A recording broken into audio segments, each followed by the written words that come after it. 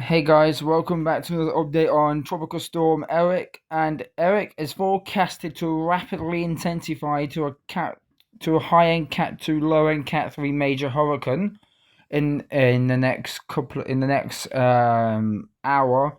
This is probably already starting to rapidly intensify right now because on satellite imagery it looks good. It's blowing up some decent convection. It's got a low level center circulation. It's spinning well. It's got outer bands. It's got inflow. It's got outflow. So it's looking good. Just needs to build a little bit more convection. Just get a little bit more organized, and then this will start exploding or rapidly intensifying.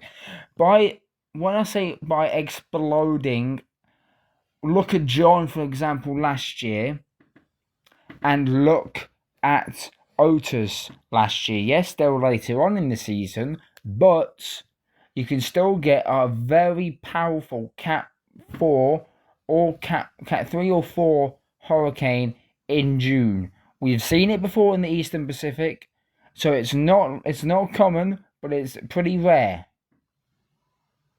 So Erick Erick is 45 miles an hour with a pressure of 1003 millibars, moving west-northwest at 9 miles an hour. Location is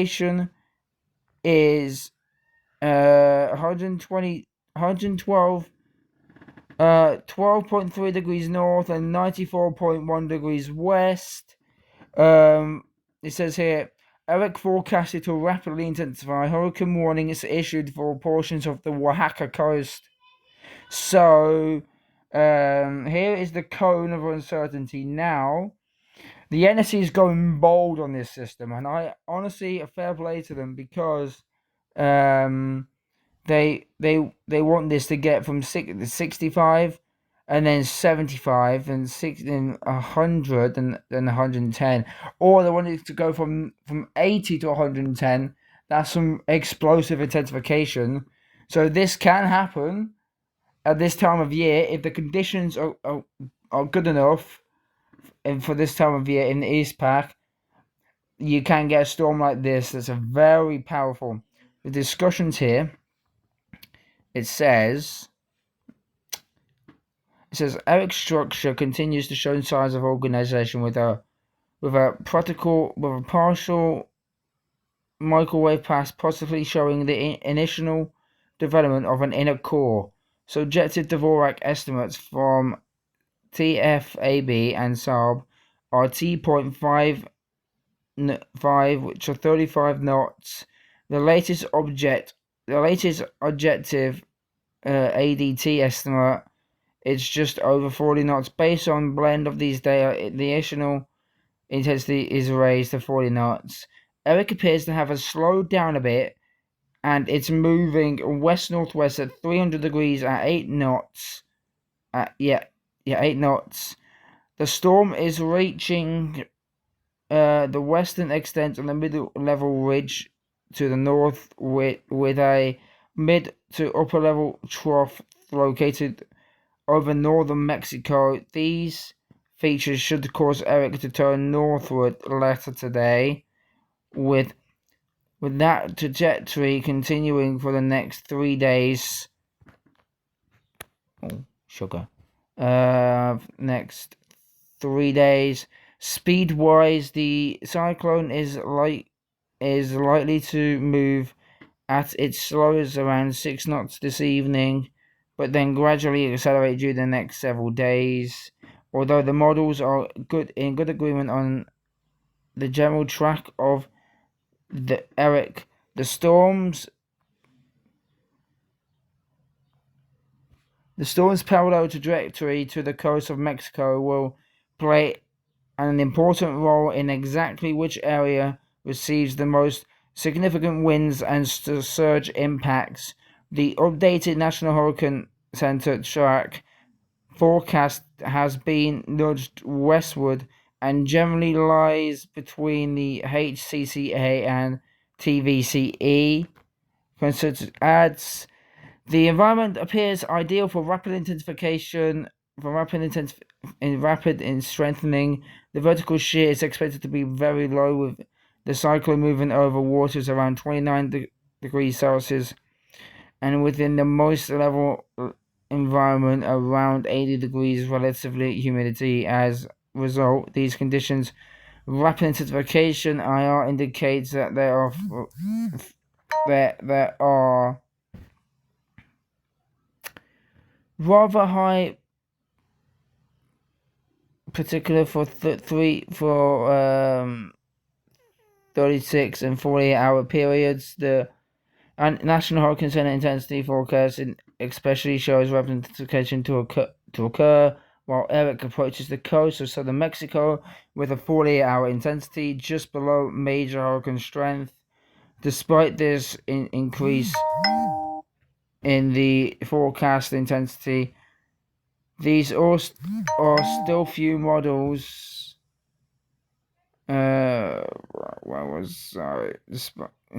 Forecast intensity? There are still a few models, including the normal skillful HCCA aid that shows Erick reaching major hurricane strength.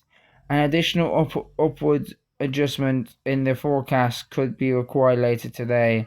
Erick is expected to rapidly intensify before reaching the coast of southern Mexico on Thursday, and a hurricane warning is now in effect for portions of the coast of Oaxaca, and hurricane watches is in effect for portions of the Guerrero coast. Erick will produce heavy rainfall across portions of Central America and southwestern Mexico through this week. Life-threatening flooding and mudslides are possible, especially in areas of steep terrain. A dangerous storm surge is expected to produce coastal flooding near and to the east of where the center crosses the coast in areas of offshore winds. So they are indicating right now its peak in the next 48 hours in 2 days is 110 miles an hour, which is 95 knots. Honestly, I can see that being higher. Not only that I see that being higher, because one, Erick's in good conditions. It's in low wind shear, moist air. It's a very warm sea surface temperatures around about 29-30 degree waters. So technically has all the fuel to rapidly intensify, maybe even explosively intensify. The forecast advisory right now, here it is.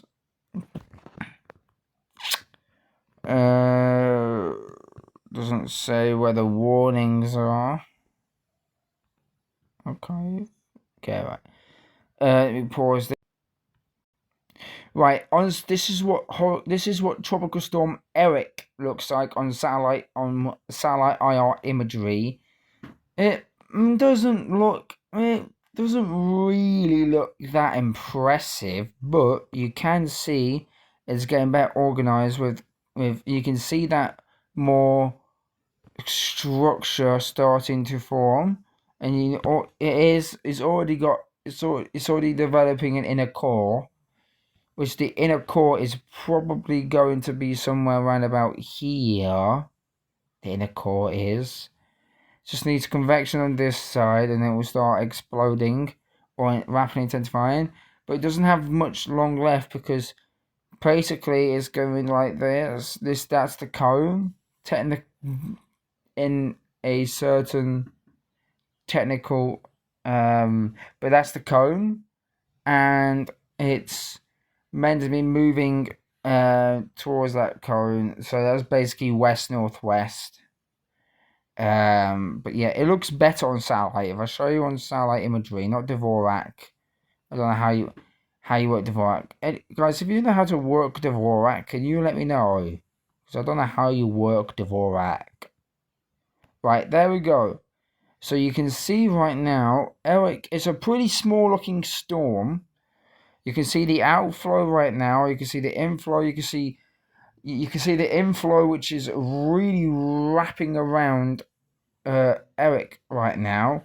And it looks to be like there's a little, I don't know if that's a dry slot or just a little bit of wind shear, but I think that's where the ice forming, because you can definitely see there's a higher convection off this side than there is over here.